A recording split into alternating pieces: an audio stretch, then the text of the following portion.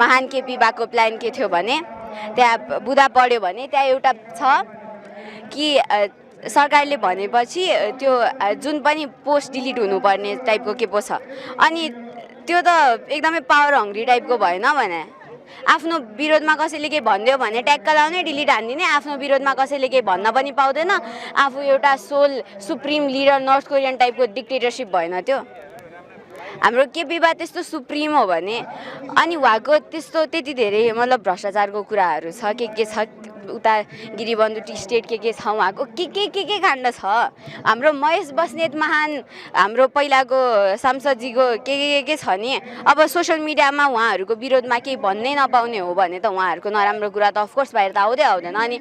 एउटा proper डेमोक्रेसीमा लिडरहरूलाई criticise गर्न मिल्दैन भने त्यो कहाँको डेमोक्रेसी भयो त्यो डिक्टेटरसिप भयो हामीले यति दुःख गरी लिएर आएको हामी भन्दा पनि अब हाम्रो पुर्खाहरूले म त जन्माइन थिइनँ कि दुःख गरेर लिएर आएको डेमोक्रेसीको के अर्थ भयो हामीलाई सोल डिक्टेटरसिप एउटा मात्रै सुप्रिम लिडर चाहिएको भए त राजा महेन्द्रको पञ्चायतै ठिक थियो नि के खाने यत्रो आन्दोलन गरेको आफ्नै कुराको कन्ट्रडिक्सन नगरौँ न हौ केपी बा अनि एउटा पार्टीमा डेमोक्रेसी चाहिन्छ हामीलाई डेमोक्रेसी चाहिएको छैन एकजना सुप्रिम लिडर हो भने महाधिवेशनमा किन हजुर सब आउनु भएको हाम्रो केपी बा सुप्रिम लिडर हो उहाँले केही गलत गर्न सक्नु हुँदैन भने सरी उहाँलाई अध्यक्ष बनाइदिउँ न उहाँले जसलाई भन्नुहुन्छ त्यतिलाई सदस्य बनाइदिउँ उहाँले जसलाई भन्नुहुन्छ त्यतिलाई जागको पनि लिडर बनाइदिउँ के काम पर्यो निर्वाचनको के काम पर्यो महाधिवेशनको हामीलाई केही चाहिँदै चाहिएन नि केपी बाले जे भन्नुहुन्छ त्यही गरौँ संविधान पनि चाहिएन केपी बाले जे भन्नुहुन्छ त्यही गरौँ मैले केही क्राइम गरेँ केपी बाको मान्छेले केही क्राइम गर्यो भने म चाहिँ 10 वर्ष जेल बस्छु केपी बाको मान्छे 10 दिनमै फुत्केर आउँछ केपी बा सुप्रिम लिडरलाई त्यो सबै गर्न लगाइदिउँ न हामीलाई संविधानको के काम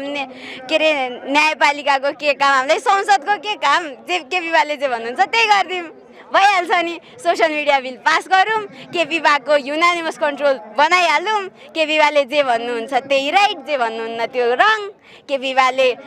भन्यो भने जे पनि राइट हामीले भन्यो भने जे पनि रङ बच्चाहरू काम छैन उद्देश्य छैन रिसाको बच्चाहरू जे पनि गर्छन् भन्नुहुन्छ अनि त्यसपछि आफ्नै भलन्टियर फोर्स इकट्ठा गर्नुहुन्छ अनि उनीहरूलाई हाम्रोतिर घुसाइदिनुहुन्छ अनि सिंहदरबार जलाउनुहुन्छ